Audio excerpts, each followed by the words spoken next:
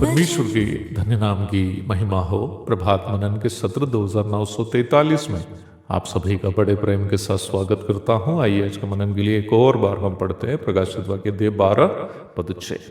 और वह स्त्री उस जंगल को भाग गई जहां परमेश्वर की ओर से उसके लिए एक जगह तैयार की गई थी कि वहां वह 1260 दिन तक पाली जाए। हमारे शनिवार के प्रभात मनन में हम देख रहे थे कि मसीह विरोधी का सताव से बचने के लिए धार्मिक यहूदी जंगल की ओर अथवा मरुभूमि की ओर भाग कर निकलेंगे और निम्न मरुभूमि इसराइल के पड़ोसी देश जैसे सीरिया, जॉर्डन, लेबनान या इजिप्ट आदि हो सकते हैं जो अरेबिया मरुभूमि के हिस्से हैं।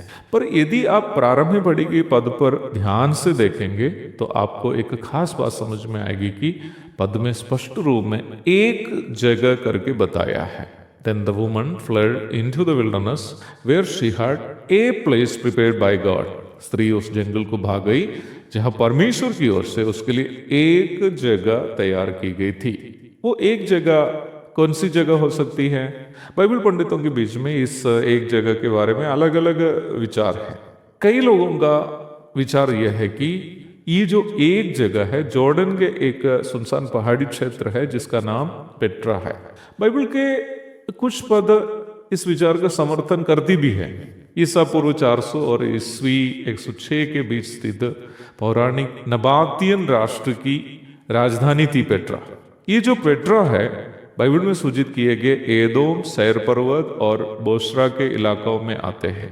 बाइबल भविष्यवाणियों में आप इन इलाकाओं के नाम बार बार देख सकते हैं। ये तभी पेट्रा नाम बाइबल में हम खुलकर नहीं देखते हैं, परंतु इस क्षेत्र की ओर इशारा करने वाली कई सूचनाएं हमें वचन से मिलती हैं।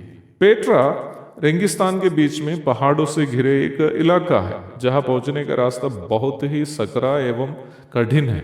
निम्न पहाड़ी क्षेत्रों में बड़ी तादाद में लोगों को रहने की सुविधा है और सभी जगह पानी पहुंचने की पौराणिक तरीके भी उपलब्ध है। आज की प्रभात मनन का वीडियो में आप पेट्रा के कुछ तस्वीर भी देख सकते हैं। प्रकाशित वाक्य 12:6 में सूचित किया गया वो एक जगह जहां परमेश्वर इसराइल को पालेंगे वो पेट्रा होने की संभावना को समर्थन करने वाले कुछ पद भी वचन में उपलब्ध है।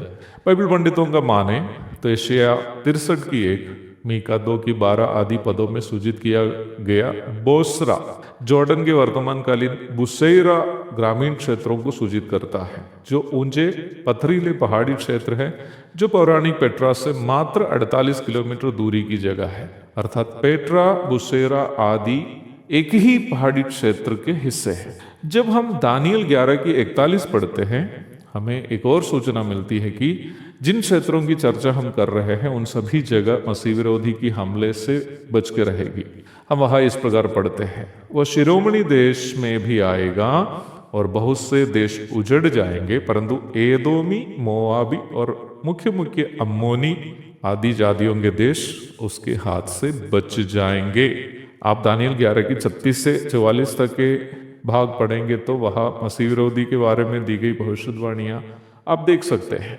पद 41 का प्रथम भाग तथा 42 एवं 43 पदों में आप ये देख सकते हैं कि शिरोमणि देश अथवा द ब्यूटीफुल लैंड जो इसराइल को सूचित करता है और मिस्र अथवा इजिप्ट को कब्जा करेगा और लूबी अथवा लीबिया, कूशी अथवा एथियोपिया आदि उसका साथ देगा, परंतु एदोमी, मोआबी और अमोनी उसके हाथ से बच जाएंगे। आपको मैं बता दूं कि एदोमी, मोआबी और अमोनी इन तीनों वर्तमान जॉर्डन देश के अलग अलग हिस्से को सूचित करते हैं। एदोम वर्तमान जॉर्डन के दक्षिण भाग को सूचित करता है जहां वेस्ट बैंक और हेब्रोन पर्वत आदि है।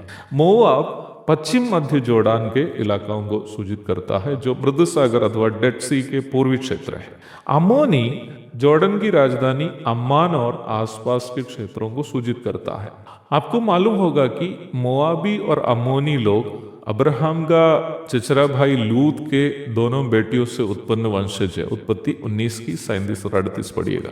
और एदोमी लोग इसहाक का बेटा एसाव के वंशज है। उत्पत्ति 36 की 1, 8 और 9। इन उपलब्ध तथ्यों को यदि मीका 2 की 12 से तुलना करके अध्ययन करेंगे, जहां इस प्रकार लिखा है, हे याकूब, मैं निश्चय तुम सबों को इकट्ठा करूंगा, मैं इस्राएल के बचे हुओं को निश्चय इकट्ठा करूंगा और बोस्रा की भेड़ बकरियों के समान एक संग रखूंगा।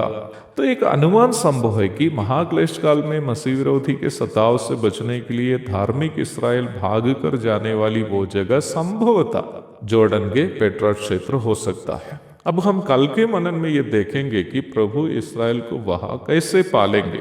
इन बातें हम विश्वासियों के लिए भी एक सांत्वना की बात है कि कितनी मुसीबत भरे समय में भी प्रभु अपने लोगों के लिए एक पनाहगढ़ अवश्य उपलब्ध रखता है।